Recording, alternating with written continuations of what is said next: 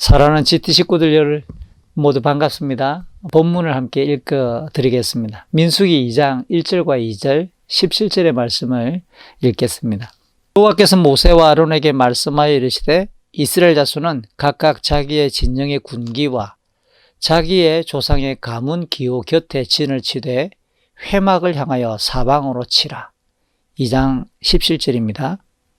그 다음에 회막이 레위인의 진영과 함께 모든 진영의 중앙에 있어 행진하되 그들의 진친 순서대로 각 사람은 자기의 위치에서 자기들의 길을 따라 앞으로 행진할지니라. 아멘. 3월입니다.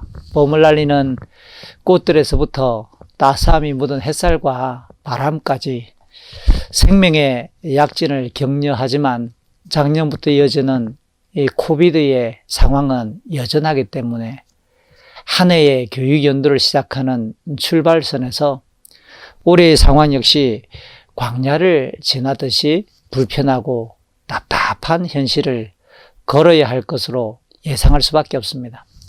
하지만 우리는 우리를 이곳으로 부르신 주님을 신뢰하며 그분의 말씀을 동력 삼아 아무도 대체해주지 않는 소명의 걸음을 한 발자국씩 떼어야 할 것입니다.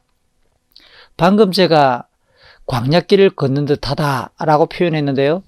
성경에 소개된 광야는 급변하는 기상, 그리고 맹수들, 거친 골짜기, 굶주림, 무엇보다 스스로 치밀어 오르는 두려움이나 여러 분노와 싸워야 할 삶과 죽음의 경계선입니다. 그렇기 때문에 매 순간 신앙과 불신앙으로 반응할 수밖에 없는 갈림길이 되었고요. 다만 인생의 한계 상황 같은 그곳에서 하나님의 말씀을 붙들고 믿음으로 걸을 때 하나님의 영광을 경험하는 성장과 성숙의 훈련장이 되기도 했습니다. 공교롭게도 광야를 뜻하는 미드바르라고 하는 히브리어 단어와 말씀을 뜻하는 다바르, 이 두 개의 단어는 어근이 같습니다. 그래서 우리가 마치 광야길을 걷는 듯한 상황이라 비유해서 그 광야길을 배경으로 하는 성경인 민수기로서 한 해 동안 지역 모임에서 말씀을 나누고자 합니다. 여러분에게 먼저 질문 던집니다. 평소 극한의 상황이나 매우 답답하고 앞이 보이지 않는 듯한 어둠의 상황들, 너무 고통스럽고 힘든 일을 만났을 때 어떻게 그 과정들을 지나가거나 이겨내십니까? 예수 그리스도의 모습을 떠올렸습니다.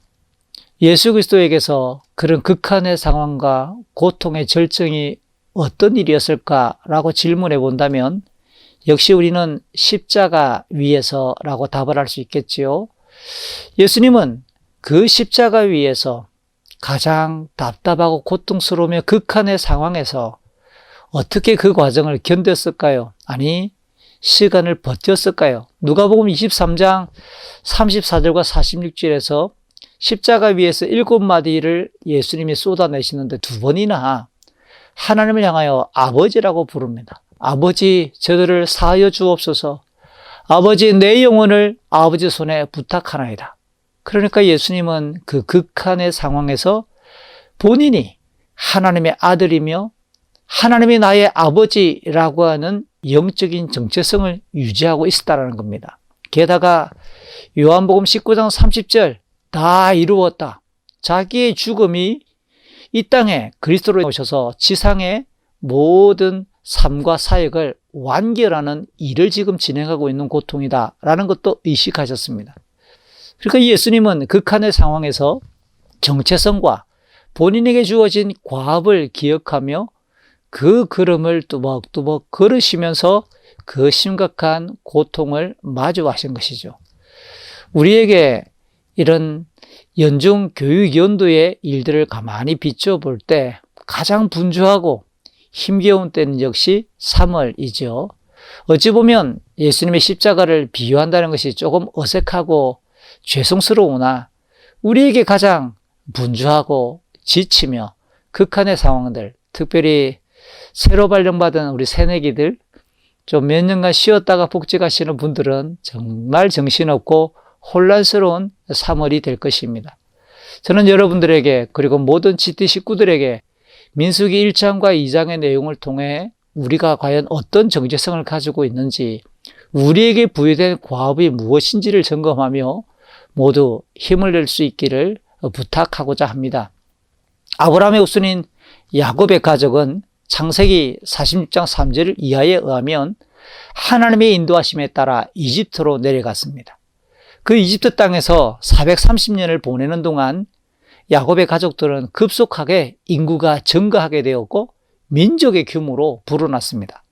그랬더니 출애굽기를 넘어오면 새로운 이집트의 왕조가 이렇게 많은 인구수를 자랑하는 이스라엘을 괴롭히기 시작하고 그들 향하여 두려워하며 혹독한 압제 속에 노예로 삼았습니다. 이에 하나님께서는 아브라함과 족장들에게 언약하셨던 말씀을 기억해서 모세를 지도자 삼고 강한 하나님의 권능을 쏟아부으시며 이집트를 심판하신 뒤에 출애굽하게 하십니다. 출애굽 이후 3개월 만에 시내산 아래 시내 광야에 이스라엘은 도착합니다. 그때 그들은 모세를 통해 하나님과 언약을 맺었고 하나님께서 지시하신 대로 성막을 짓는 이야기가 출애굽기의 이야기죠. 출애굽기 다음에 위치한 레위기는 그렇게 완성된 이 성막을 중심으로 하나님께 나아가 예배하고 하나님을 만나는 제사의 규례, 그리고 성막 밖의 일상에서 드러내야 될 하나님의 백성다운 거룩한 삶에 대한 교훈으로 레위기를 또한 전달받습니다. 민수기는 이렇게 창세기, 출애굽기, 레위기를 배경으로 이어지는 모세의 기록된 성경이죠. 이제 하나님께서는 이 이집트에서 출애굽하고 성막까지 짓고 하나님의 백성다운 규례로 장착하고 어떻게 하나님의 백성다운 삶을 살아가야 될 것인지 그렇게 규칙을 들었던 이 이스라엘이 출애굽의 목적지이자 아브라함과 족장들에게 하나님께서 약속하셨던 가나안 땅으로 인도하시기 위해 이제 펼쳐지는 준비 그리고 이동의 내용이 민수기입니다. 먼저 민수기 1장 1절부터 3절의 내용은 회막에서 출애굽한 지 2년 2월 1일에 모세를 불러 하나님께서 인구조사를 지시하십니다. 이때는 출애굽 시점에서 계산한다면 방금 이야기했던 것처럼 1년하고도 약 보름 정도의 시간이 지났고요. 회막을 기준으로 한다면 출애굽기 40장 17절에 회막이 출애굽 기준 2년 1월 1일에 완공되었기 때문에 회막이 다 완성되고 난 후 한 달 정도 지났을 때의 시간입니다. 특별히 출애굽 직전 이집트의 파라오에 의해 그가 시키는 대로 움직일 수밖에 없었던 비참한 노예의 신분이었던 이스라엘을 하나님께서는 고대 세계에서 가장 당당하며 위엄 있고 힘 있는 사회인이었던 군인으로 부르십니다. 곧 20세 이상 싸움에 나갈 만한 남자들을 각 지파별로, 집안별로 헤아리게 하셨습니다. 이 내용은 가나안으로 이제 출발해서 가는 그 여정 동안 그리고 가나안에 들어가 정착하는 과정에서 필연적으로 실제적인 전쟁을 치러야 할 것을 예고합니다. 민수기 안에서만 오늘 이 본문 이후에 민수기 14장 그리고 21장에서 2번, 31장 등 5번에 걸친 전쟁이 앞으로 진행될 것입니다. 그렇다고 이스라엘이 조직적으로 군사훈련을 수행하는 장면이나 또 그들이 군인으로서 어떤 복무 규정에 있는지에 대한 자세한 군인과 관련되는 어떤 지침이나 또 훈련을 하는 장면이 출애굽 전 또는 출애굽 후에 어디에서도 발견되지 않습니다. 그럼에도 이스라엘은 광야에서 그리고 가나안을 정복하는 과정에서 오래전부터 그곳에 터를 잡고 살며 발달된 문명을 이루고 있던 원주민들과 전쟁을 치르며 계속 승승장구하는 하나님 나라의 군인들로 그들은 드러납니다. 어쩌면 그들 스스로도 군인이라는 신분은 별로 생각해 보지 않았을 것입니다. 앞으로 엄청난 결과를 얻게 되리라고는 결코 예상치 못했을 것이 분명합니다. 물론 실패도 합니다. 민수기 14장 40절에서 45절의 내용을 보면 광야 여정 중에 아말렉과의 싸움에서 그들은 패배합니다. 그리고 여호수아 7장 4절 5절에서도 가나안의 두 번째 싸움터인 아이성 전투에서 패하기도 하죠. 이런 두 번의 패전은 모두 하나님의 말씀에 불순종한 대가로 그들은 실패하고 지게 되는, 그래서 죽게 되는 일들이 벌어집니다. 그러므로 하나님의 택하심을 받고 하나님 나라의 백성으로 살아가는 일은 죄와 죽음의 종로로 타던 인생에서 비록 영적인 싸움을 진행해야 하는 피곤함이나 희생이 포함될 수 있지만 실로 어마어마한 영적인 승리가 기다리는 영적인 군사로서의 삶이고 여정입니다. 당연히 그 승리는 우리의 힘과 경험과 지혜로 이루어지지 않습니다. 앞서 두 번의 실패 경험에서 드러났듯이 하나님의 말씀에 순종하고 하나님의 은혜로만 완성되고 이길 수 있는 싸움입니다. 그리고 본문에서 하나님께서는 이스라엘을 각 지파별로, 각 집안별로 인구를 헤아리게 하심으로 그들이 모두 아브라함의 후손, 이삭의 후손, 야곱의 후손이라는 것을 분명하게 확인시켜 주십니다. 이건 역시 하나님의 백성이 되었고 늠름하고 당당한 군인의 신분을 갖게 된 것이 그들 스스로의 공로나 그들에게서 어떤 이유가 있어서가 아니라 그들의 조상들에게 이미 약속하셨던 하나님의 완전한 은혜로 말미암은 결과임을 강조하게 하시는 거죠. 결국 민수기 1장의 이 인구조사는 이스라엘로 하여금 하나님의 백성이라고 하는 이 영적인 신분과 하나님 나라의 소속을 분명히 확인시키시면서 영적인 정체성을 강화하는 교훈이 깊이 새겨져 있습니다. 그러자 민수기 1장 4절 이후 54절에서 이스라엘은 각 지파에 지도자 한 명씩을 세워 지체하지 않고 그날 곧바로 인구조사를 시작합니다. 그 결과로 루벤, 시므온, 갓, 유다, 이사갈, 스불론, 에브라임, 므낫세, 베냐민, 단, 아셀, 납달리 등의 순서로 계수하여 모두 60만 3,550명의 군인들이 파악되었습니다. 20세는 당시 결혼 정년기로 이해할 수 있어서 아마도 이스라엘 전체의 세대수를 어림잡을 때 그 정도로 함께 짐작할 수 있는 수입니다. 이때 레위 지파는 계수에서 제외되었습니다. 왜냐하면 성소의 일을 하면서 기구를 관리하고 또 이동 중에 그 성소의 기구들을 운반하는 일 등 거룩하고도 특별한 임무를 수행하기 위해서 군인이 아닌 특별한 목적 때문에 레위 지파는 수에서 제외되었습니다. 하나님의 은혜는 반드시 말씀에 순종함으로써 누릴 수 있고 경험할 수 있습니다. 오늘 하나님께서 인구조사를 지시했을 때 각 지파가 그날 곧바로 수행하는 이 장면은 우리로 하여금 이성과 감정을 다스려 지체하지 않고 반드시 하나님의 뜻에 반응하게 될 때 하나님이 일하시고 하나님의 계획이 실행된다는 사실을 우리에게 함께 교훈하고 있습니다. 이상과 같이 민수기 1장은 광야를 이동할 때 그리고 가나안 정복 과정에서 발생할 싸움을 대비한 인구조사였습니다. 이어지는 민수기 2장은 출애굽의 목적지인 가나안을 향한 두 번째 출발 준비입니다. 그들이 이동을 하다가 멈추었을 때 어디에 과연 그들이 머물게 되고 어떤 순서로 이동을 하며 또 그들은 그냥 아무렇게나 자기 스스로의 원하는 곳에 진을 쳤을까, 어떤 순서로 이동했을까 등등의 내용에 대한 답변이기도 합니다. 하나님께서는 먼저 민수기 2장 1절부터 16절에서 모세와 아론에게 각각의 진을 알리는 군기와 지파별 기호를 마련하게 하십니다. 그 군기와 기호 곁에서 이제 그들은 진을 쳐야 합니다. 하나님의 임재와 동행의 상징인 회막을 중심 삼고 동서남북 네 방향으로 질서정연하게 조화로운 모습을 갖추게 하십니다. 여기서 하나님의 백성들은 개인적으로나 공동체적으로 회막이 언제나 삶의 중심이어야 함을 강조합니다. 앞에서도 언급했듯이 회막은 하나님의 임재와 이스라엘과의 동행을 상징하면서 그곳에서 예배를 통해 직접 만나주시는 하나님의 구별된 성소입니다.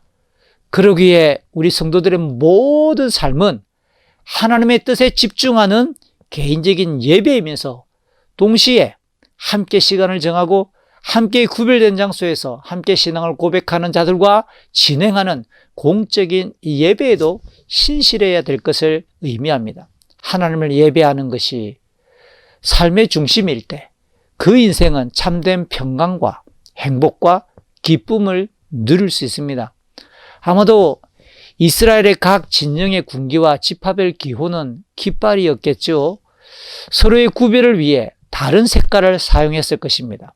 어떤 문양을 표시했거나 새겨 넣었을 가능성도 있습니다. 아무튼 멀리서 보아도 금방 구별이 쉬우면서도 지파의 특색을 나타내는 깃발이었을 것입니다. 회막을 중심으로 각각의 구별된 깃발 아래에서 동서남북으로 이스라엘이 진을 쳤던 모습을 상상해 보십시오. 얼마나 하나님께서 질서와 조화를 중요하게 여기시는지 짐작할 수 있을 것입니다. 이런 하나님의 성향이나 성품이 잘 드러나고 있는 장면이 창세기 1장입니다. 하나님께서 우주 만물을 창조하실 때의 그 기록 내용들을 보면 아무것도 없던 비어있던 공간을 하나님께서 채우시는 충만의 하나님이신 것을 발견할 수 있습니다. 그러면서 모든 피조물들을 각각의 특성대로 창조하시되 서로 조화를 이루게 하셨던 하나님이십니다.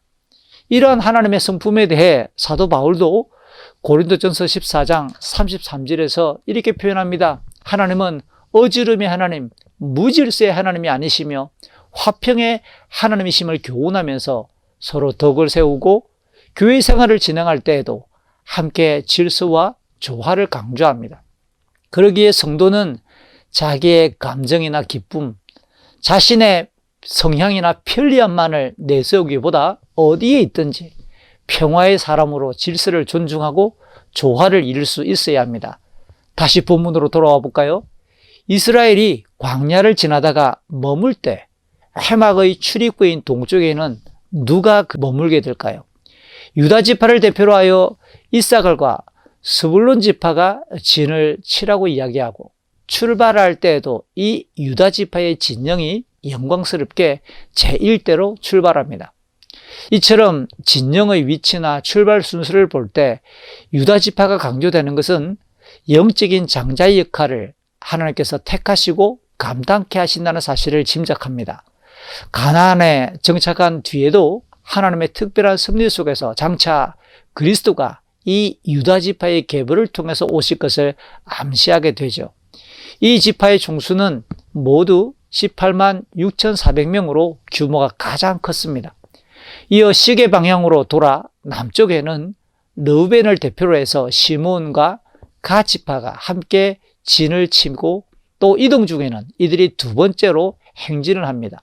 이들의 수가 15만 1,450명 정도였습니다. 한편 민수기 2장 17절 이후 마지막 34절까지의 내용을 볼 때는 진을 칠 때 이스라엘 백성들의 정중앙에 위치하던 회막을 정리하고 운반하는 책임을 이제 맡게 되었던 레위 지파가 역시 회막을 운반하면서 이동할 때에도 집안의 깃발을 들고 행렬 순서의 한 중앙에 위치하게 합니다. 머물 때에도 회막이 중심이고 이동할 때에도 회막이 한가운데 있도록 배치시키는 겁니다. 이제 회막의 서쪽에는 에브라임을 대표로 므낫세와 베냐민이 함께 진을 치게 되고요. 이동할 때에는 회막 다음인 이스라엘 본 군대의 진영으로 볼 때는 세 번째 진영으로 행진을 합니다. 이들의 총수가 10만 8,100명입니다. 마지막으로 회막을 중심으로 북쪽에는 단을 대표로 하는 아셀과 납달리 지파가 진을 치고 마지막 제일 뒤쪽에 이들이 이동하며 출발하게 됩니다. 이들의 규모는 모두 15만 7,600명으로 선두에 선 유다 진영에 이어서 두 번째로 많은 수입니다. 이렇게 선두에 이어 제일 뒤쪽에 두 번째로 큰 진영을 세우는 것은 행여나 노략질 하러 오는 강도떼들을 대비할 목적도 있었을 것입니다. 이를 통해 우리 하나님의 백성들의 삶은 어디에 있든지 누구를 만나든지 무엇을 하든지 영적 품위가 있어야 함을 묵상합니다. 아무리 가벼운 일상일지라도 영적인 중심을 흐트러뜨리지 아니하고 유지할 수 있어야 한다라는 결론입니다. 지금까지 살펴봤던 것처럼 더 이상 이스라엘은 우왕좌왕하는 노예들이 아닙니다. 그저 이집트를 탈출한 난민들도 아닙니다. 영광과 권능의 하나님의 백성다운 위엄과 모습을 갖추게 되었습니다. 그들은 하나님을 예배하는 삶을 기본으로 하나님 나라를 확장하고 실현하는 보무도 당당한 군인들이었습니다. 사실 이 땅에서의 모든 삶은 눈에 보이는 것들을 넘어 영적인 실체와의 싸움이 현존하는 복합적인 과정입니다. 그러므로 사도 바울은 로마서 8장 26절과 에베소서 6장 10절 그리고 18절까지 등에서 성도들에게 성령의 도우심으로 싸움을 걸어오는 악한 영들과의 대치 상황을 담대하게 당당하게 준비하는 영적 군인이어야 함을 강조했습니다. 그러기에 올해도 우리 GT 식구들은 신령한 싸움을 멈추지 않아야겠습니다. 아울러 질서와 조화를 기뻐하시고 서로 어우러져 충만케 하시는 아름다움을 강조하시는 하나님의 백성으로서 우리의 삶은 덕을 세우고 질서와 조화와 화평을 힘쓰며 영적 품위를 지켜야겠습니다. 이렇게 영적인 싸움이나 영적 품위는 모두 요한복음 14장 21절에 의하면 말씀에 충실할 때 그리스도께서 직접 자기를 드러내시는 신령한 방식으로 이루어질 수 있습니다. 부디 지치지 맙시다. 여전히 각 개인과 공동체적으로 기도 제목이 끊임없이 발생하고 이어지고 있습니다. 그럼에도 우리가 영적인 군인이면서 영적 품위를 지키는 신령한 걸음으로 이 사무를 시작합시다. 올해 전체 우리가 지난 겨울 순에 함께 서로 다짐했던 것처럼 양육행전을 지금부터 잘 출발해서 뚜벅뚜벅 이루어갈 수 있었으면 참 좋겠습니다. 우리는 하나님의 백성이고 영적인 군인이며 영적인 품위가 가득한 GT 식구라는 사실을 이 사물에 기억해 주십시오. 샬롬.